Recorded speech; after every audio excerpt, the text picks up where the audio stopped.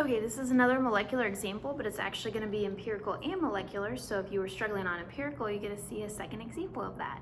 And so this is going to be the one where we apply all of the steps. So this is the second example. In this slide, it should be boxed in red. And so we're going to go through the steps. So step one, calculate the empirical formula if necessary. This time it will be necessary. Then we're going to calculate the molar mass of the empirical. Then we're going to divide the molar mass of the molecular by the empirical. And then we are going to multiply the subscripts to get our molecular formula. So the example says, an organic compound is found to contain 92.25% carbon and 7.75% hydrogen. If the molar mass of the compound is 78 grams per mole, what is the molecular formula? So step one is to calculate the empirical formula if necessary. Well, it is, because they didn't give it to us. Instead, they gave percents. So we have to go back and do our empirical formula steps first. So for empirical formula, we're going to list our percents, and then remember that we can assume a 100 gram sample, and so with that 100 gram sample we can just change our percents to grams. So 92.25 now grams and 7.75 grams because we assume that 100 gram sample. So step two is to convert from grams to moles, and we do that by dividing by the molar mass. So I'm going to divide by the molar mass of each of these to get to moles. So this one I'm dividing by 12.01 because that's the molar mass of carbon. And for hydrogen, I'm divided by 1.008. When I do this, I get my moles to be 7.68, and I get it to be 7.68. Okay, well you may say, Mrs. Kirkman, those are the same. Well, we still are going to do the next step, which is to pick the smallest.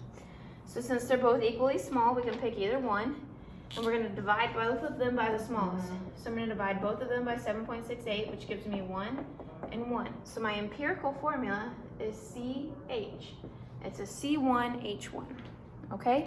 So this is empirical formula right here. We converted from percents to grams. Okay? And then we divided by the molar mass to get to moles. And then we divided by the smallest number of moles to get our ratios. And so it's a 1-to-1 ratio. Now then, we've done step one for molecular formula, which says calculate the empirical formula.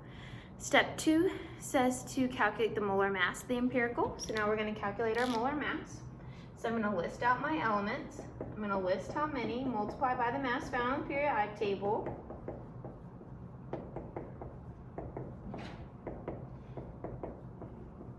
And we're going to add them together, and we get 13.018. So now I have my molar mass, and it says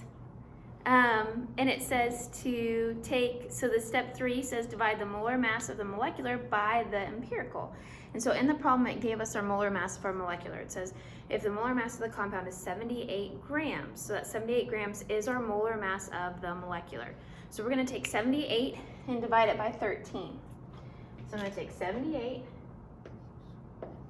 and I'm dividing it by 13.018. When I do this, I get 5.998 something, okay? So that pretty much rounds up to 6. So that means I'm going to multiply this formula, my empirical formula, by 6. So then my molecular formula is C6H6. That is my molecular formula. So that's two examples of molecular.